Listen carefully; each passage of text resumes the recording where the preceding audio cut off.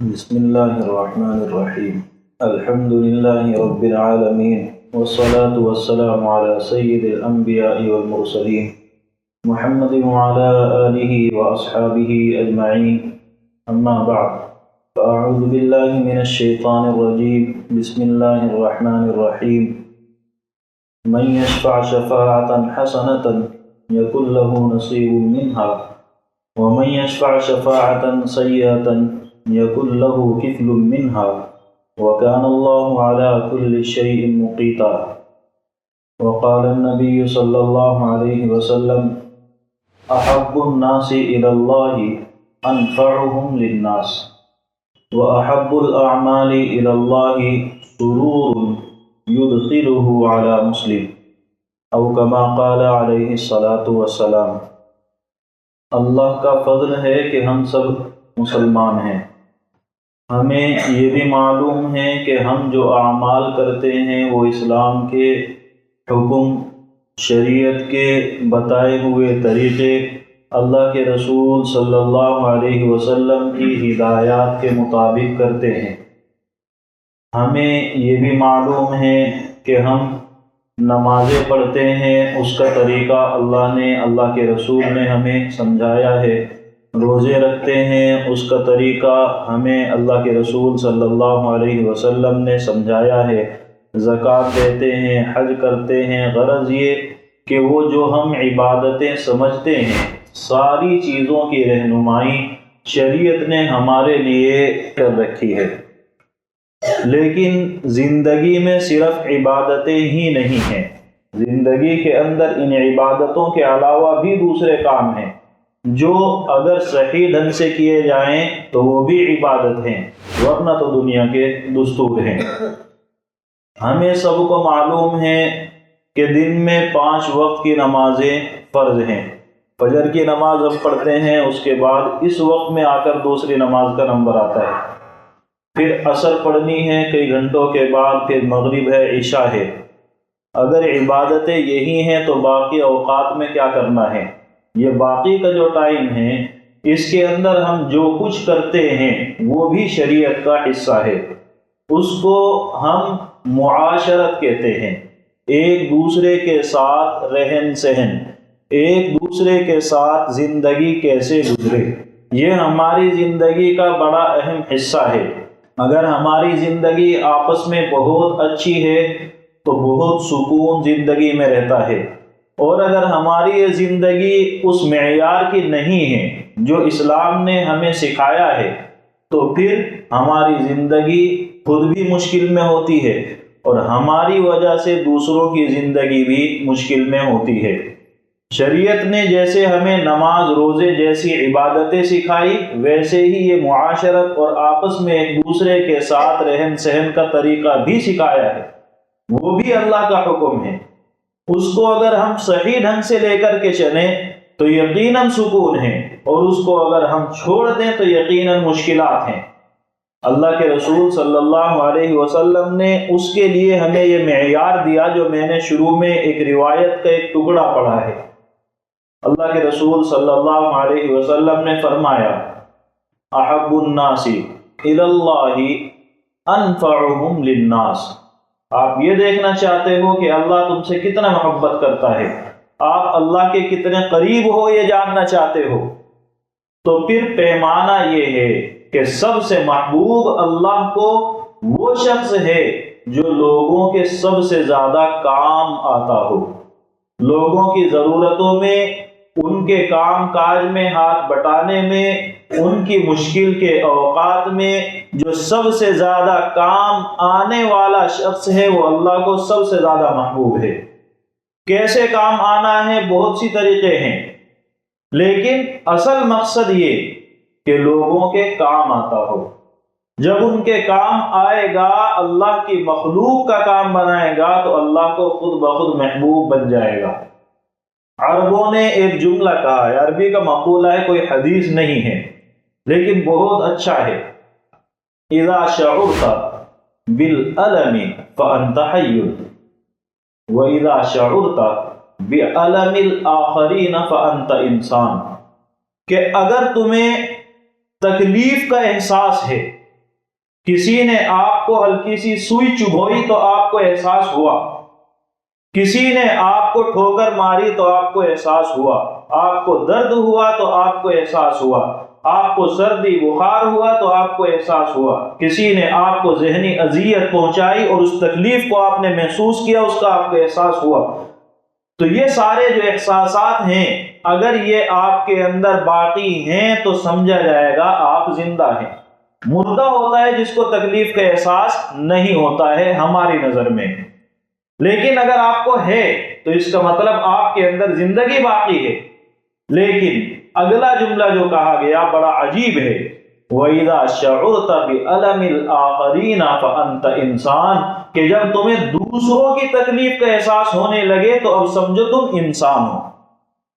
پہلی شکل میں تم ایک زندہ مخلوق ہو، جانوروں کو بھی چوٹ پہنچاؤ گے تو انہیں تکلیف کا احساس ہوتا ہے، خود کی تکلیف جانور محسوس کرتے ہیں، لیکن دوسروں کی تکلیف اگر آپ محسوس کر رہے ہیں تو اس کا مطلب آپ کے اندر انسانیت باقی ہے۔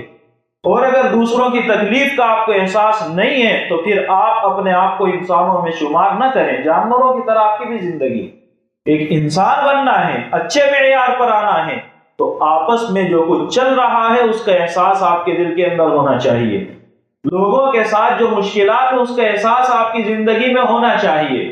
میری تو اچھی گزر رہی ہے، مجھے کیا پرواہ ہے، یہ اسلام کی تعلیمات نہیں ہے۔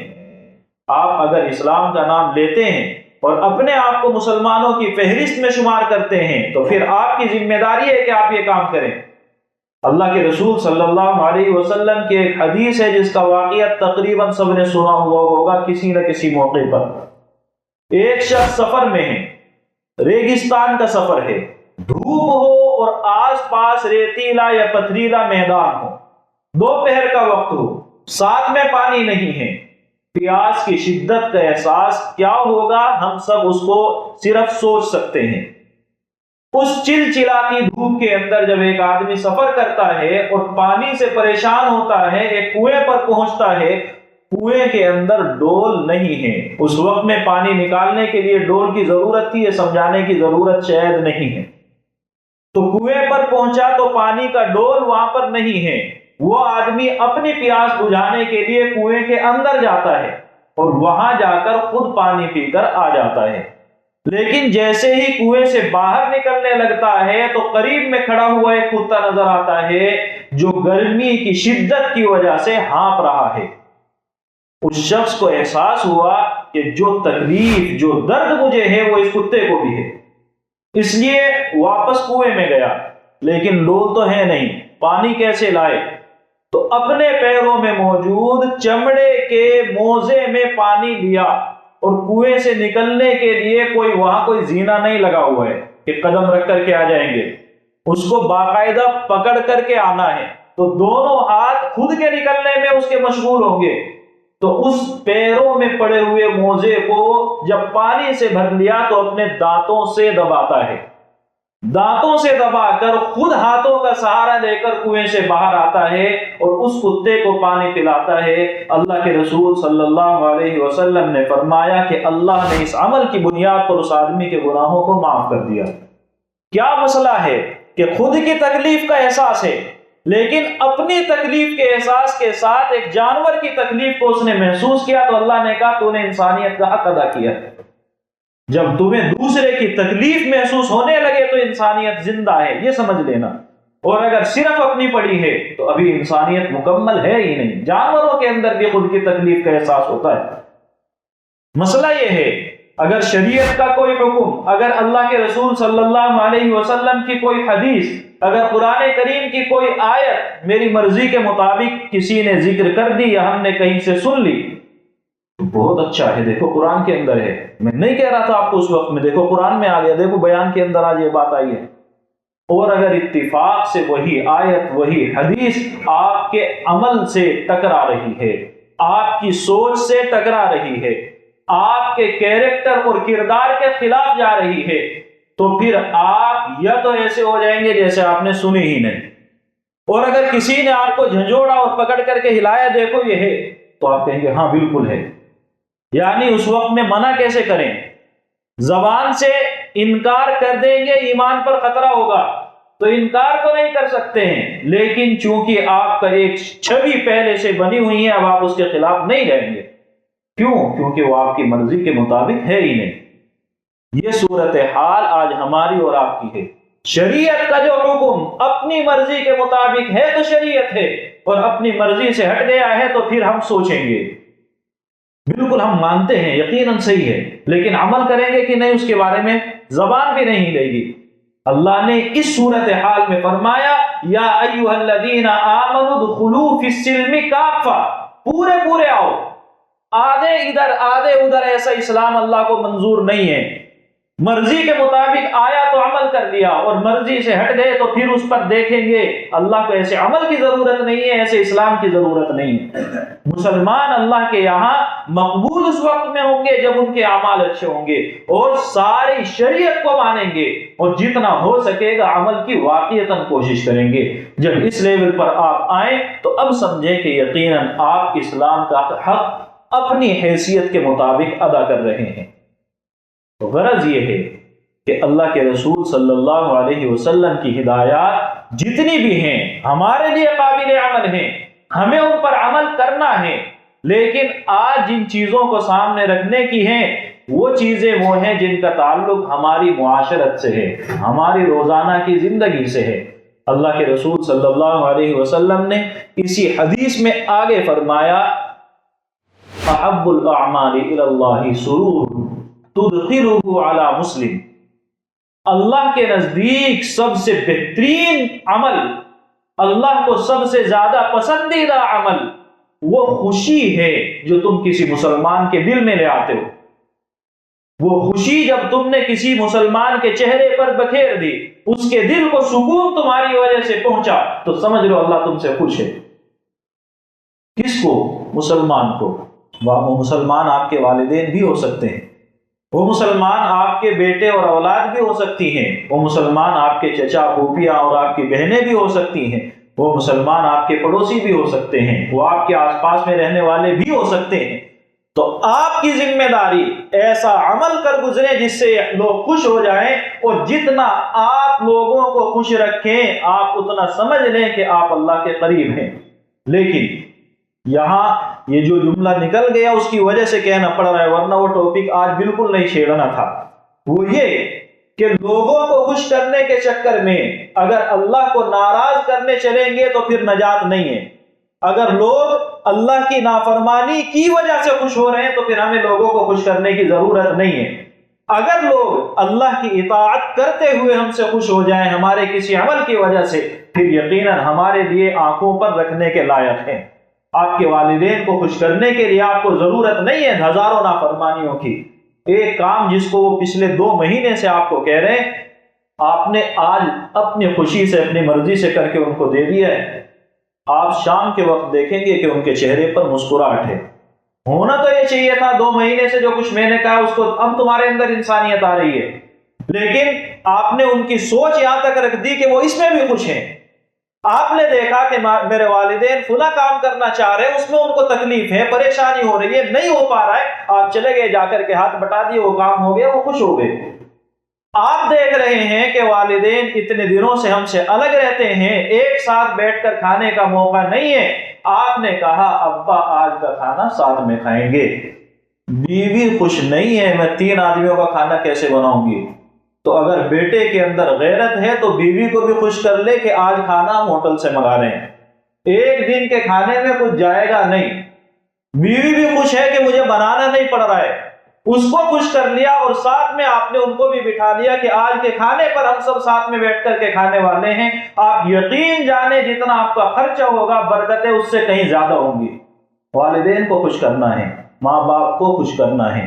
آپ کی ماں چاہتی ہے میرا بیٹا یہ کام کر لے، آپ کو پتا ہے کہ مجھے اس میں ایک پیسے کا نفع نہیں ہے، لیکن ماں کی خواہش ہے بیٹا یہ کر گزرے، آپ اس کو صرف اس لیے کر لیں کہ ماں خوش ہو جائے گی۔ اللہ آپ کو نفع کیسے دے گا آپ کو پتہ بھی نہیں چلے گا۔ تو صرف نفع کے لیے زندگی نہیں ہے، زندگی کے اندر اپنے سے جڑے ہوئے لوگوں کی خوشی بھی ہے۔ اگر وہ خوشی ہمیں محسوس نہیں ہے، آپ کو لگ رہا ہے میں نے اگر یہاں پر یہ کام کیا تو مجھے اتنے کا نفع ہوگا، لیکن میرا پڑوسی روزانہ مجھے گالی دے گا، آپ اپنے اس نفع کو چھوڑیں، اللہ راستہ دوسرا نکال دے گا۔ آپ کو یہ کوشش کرنی ہے، آپ کو یہ سوچ رکھنی ہے. آپ کو لگ رہا ہے میں نے فلاں سے تعلق بنایا ہے اور میرا چچا اس سے تعلق بنانے میں خوش نہیں ہے اور وہ آدمی اچھا نہیں ہے، آپ اپنے چچا کے خوشی کے لیے کر کے تو دیکھیں. جب کہ چچا کی خوشی جائز راستے پر ہو، یقیناً اللہ آپ کے ساتھ ہوگا. بندوں کے دلوں کو خوش تم کرو، تمہارے دلوں کو خوش میں کر دوں گا. اللہ کے رسول صلی اللہ علیہ وسلم نے ایک موقع پر قسمیں اٹھائی اور باقاعدہ 3 مرتبہ آپ نے فرمایا واللہ لا یؤمن، خدا کی قسم اس کا ایمان ہے ہی نہیں. یعنی ایسا نہیں ہے کہ وہ اللہ کے سامنے لے جا کر پیش کر دے اللہ اس ایمان کی بنیاد پر تو مجھے جنت میں لے جا، اس لیول کا ایمان نہیں ہے. واللہ لا یؤمن، واللہ لا یؤمن، خدا کی قسم ایمان نہیں ہے. صحابہ نے عرض کیا یا رسول اللہ وہ کون ہے؟ آپ نے فرمایا من بات شبعانا وجاؤہ جائع، جو شخص رات میں پیٹ بھر کر کے سو رہا ہے اور اس کا پڑوسی بھوکا ہے، اس شخص کا ایمان مکمل نہیں ہے. آپ کے گھر میں خوشیاں ہیں، آپ کے گھر میں ہر طرح کی نعمتیں موجود ہیں، آپ کے بچے صبح میں بھی الگ ڈھنگ سے کھانے کے عادی بن چکے ہیں، شام میں ان کو الگ اسٹائل چاہیے، اور پڑوسی کے گھر کا یہ حال ہے کہ وہ اپنے بچوں کو صرف تسلی دے دے کر کے بہلا پھسلا کر کے بہانے بنا بنا کر کے سلاتا ہے. آپ کی پکڑ اللہ کے یہاں یقیناً ہوگی. آپ کہیں گے میں نے زکوٰۃ تو دے دی تھی، اللہ کہے گا زکوٰۃ کے علاوہ بھی تو تیرے اوپر حق تھا. تجھے میں نے نعمتیں صرف اپنے بھرنے کے لیے نہیں دی تھی، میں نے نعمتیں اس لیے دی تھی کہ تو دوسروں کی مدد کرتا، لیکن تو نے نہیں کی. جب تو نے نہیں کی ہے، تو اپنی نیکیاں لے کر کے آیا ہے، تو تیری نیکیوں کی حیثیت یہ ہے کہ جاؤ اس آدمی کو ایک چکر لگاؤ. تھوڑا سا جہنم کے پاس مت لے کے جانا، دور دور کو ہی لگانا ہے. جب لگانے لگا، پیاس لگی کہ بھئی پانی دے دیں، کہ ٹھیک ہے مل جائے گا، آدھی زندگی میں جو کچھ اعمال کیے تھے وہ سارے دے دو.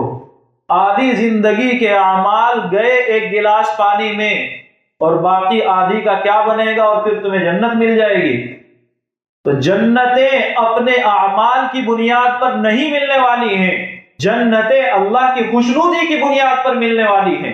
اور اللہ خوش صرف ہماری اپنی ذات اپنی خودی اس کے اندر لگے رہنے سے خوش نہیں ہوتا ہے. اللہ اس بندے سے خوش ہوتا ہے جو خود کی بھی فکر کرے اور اپنے ساتھ اپنے آس پاس کے لوگوں کی فکر رکھتا ہو. حضرت لقمان علیہ السلام کی نصیحتیں بھی کچھ دن پہلے ہماری تفسیر میں گزری.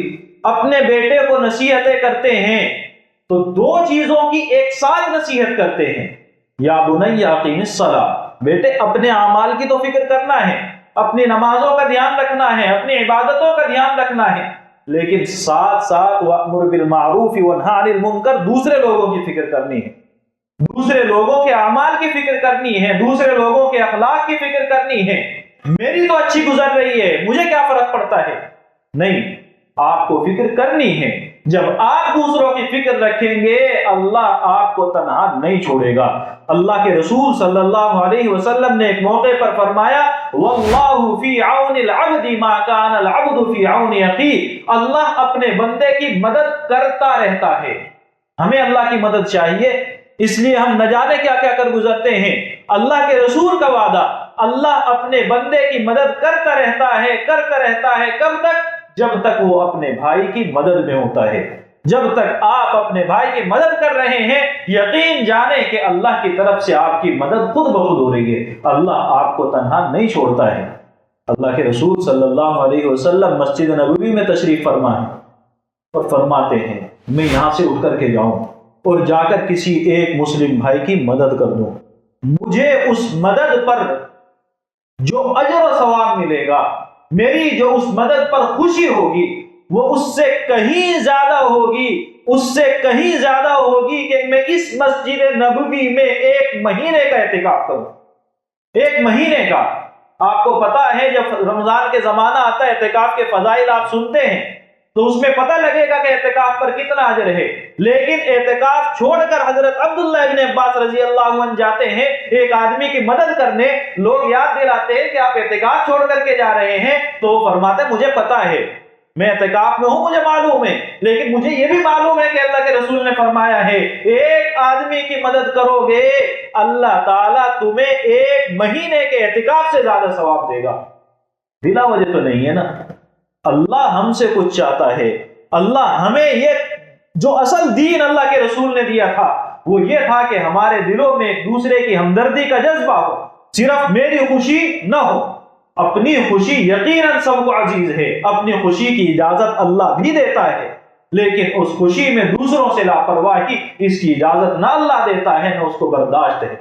یعنی صرف یہ نہیں ہے کہ میں نے دوسرے کی فکر نہیں کی تو مجھے ثواب نہیں ملے گا، بلکہ یہ ہے کہ آپ اپنی فکر میں پڑ گئے اور دوسرے کی پرواہ آپ نے نہیں کی. آپ گنہگار ہوں گے، مجرم ہوں گے.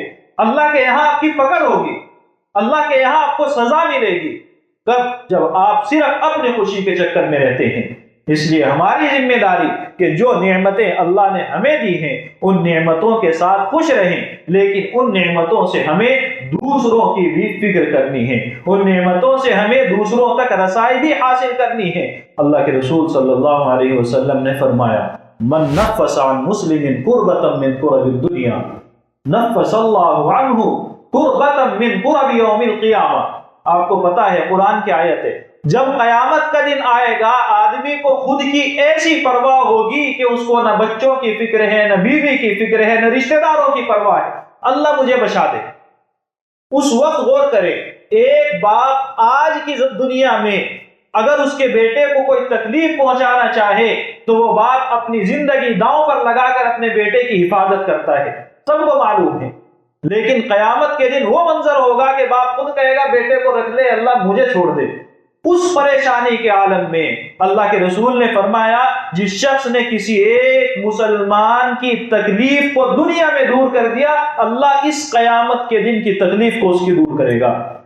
بلا وجہ اللہ کے رسول نہیں فرما رہے ہیں. آپ نے فرمایا جس نے کسی تنگ دست کو مہلت دے دی، قرض کے زمانے میں اس کو قرض دیا اور اس کے پاس ادائیگی کا انتظام نہیں ہے اور آپ نے اس کو مہلت دے دی، اللہ تعالیٰ آپ کے لیے آخرت کے دنوں میں آسانیاں پیدا فرما دے گا. تو یہ سارے وہ مرحلے ہیں جس کے اندر ہمیں بظاہر نفع نہیں نظر آتا ہے، لیکن حقیقت میں نفع اسی کا ہے. آپ خود غور کریں، اللہ نے آپ کو جو کچھ دیا ہے آپ اس کو وہاں خرچ کریں جہاں اللہ کا حکم ہے تو اللہ آپ سے روکے گا نہیں. بہت آسان مثال ہے، حکومت فنڈ دیتی ہے عوام کے لیے ایک آدمی کو، اور جیسے ہی اس کے کام کا وقت پورا ہوا رپورٹ پہنچی کہ اس نے جو ٹوٹل فنڈ ملا تھا اس میں سے 10% بھی عوام پر خرچ نہیں کیا، سارا خود کھا گیا ہے. آپ خود غور کریں کہ آئندہ اس کو فنڈ ملے گا؟ کبھی بھی نہیں. جب نہیں ملے گا، شرط یہ ہے کہ اچھے لوگ اوپر نیچے ہوں، تو اس کو نہیں ملے گا. جب اس کو نہیں ملے گا تو اللہ نے جو ہمیں دیا ہے وہ اس لیے ہے کہ تمہارے پاس وسعت ہے، تندرست لوگوں کے کام آؤ. جب ہم نے اس کو اپنے پاس سمیٹ لیا تو پھر اللہ کی طرف سے فنڈ ملنا بند ہو جائے گا. اس کی شکل ضروری نہیں ہے کہ ہمارے پاس پیسے آنے بند ہو جائیں، اس کی شکلیں بہت ہیں. آپ کی زندگی کا سکون اللہ نے چھین لیا، آپ کروڑوں کے مالک ہوتے ہوئے پریشان ہوں گے. آپ کے ساتھ کسی حالات میں آپ کو اللہ نے گھیر دیا ہے، آپ ہزاروں آسائشوں کے باوجود ایک گلی کا مزدور، گلی کا نوکر آپ سے بہتر ہوگا. تو ان حالات میں جانے سے بہتر یہ ہے کہ ہم اللہ کو خوش کریں، اللہ کے رسول صلی اللہ علیہ وسلم کی زندگی کو اپنانے کی کوشش کریں. یہ جتنی باتیں ابھی تک آئی ہیں آپ نے محسوس کیا ہو اللہ کے رسول صلی اللہ علیہ وسلم کی ہدایتیں ہیں. اللہ کے رسول ہمیں کچھ نہ کچھ جو دینے کی کوشش کر رہے ہیں اس کو سمجھنے کی کوشش کریں. ہمارے اندر اپنی فکر سے آگے بڑھ کر فکر ہونی چاہیے، اور وہ فکر یہ ہے کہ ہم کسی کے کام آ جائیں. جو شخص سب سے زیادہ محبوب اللہ کے یہاں بننا چاہتا ہے اس کے لیے معیار یہ ہے کہ لوگوں کے لیے سب سے زیادہ مفید ہو. جب ہم لوگوں کے حق میں مفید ہوں گے یقیناً اللہ کی رحمتیں ہمارے ساتھ ہوگی. اللہ تعالی ہم سب کو سمجھنے کی، عمل کرنے کی توفیق عطا فرمائے.